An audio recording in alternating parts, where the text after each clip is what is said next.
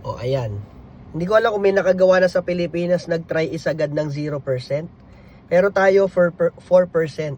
Ang tinakbo ng kanyang sasakyan ay 317.7 kilometers. Pero ang declared dito sa BYD Seagull ay 300 kilometers ang isang full charge. Eh ito, 4% pa yung natitira, so mga nasa 1.2 kilowatts pa yan. Sa 30 kilowatt na battery nito, 317 na yung tinakbo niya. Ibig sabihin, yung declared na 300, nalampasan pa. Bukod pa dyan yung traffic, syempre, di ba?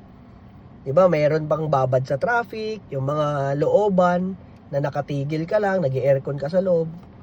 So, ibig sabihin, kahit pa paano, makatotohanan din at minsan lumalampas, depende sa driving habit mo. Pero kung palabirit ka, yung declared na 300 kilometers, hindi mo makukuha yun sa 100% kasi panay birit ka eh. Pero kung normal driving, city driving, yan. So magkano ang isang full charge ng 30 kilowatt na EV?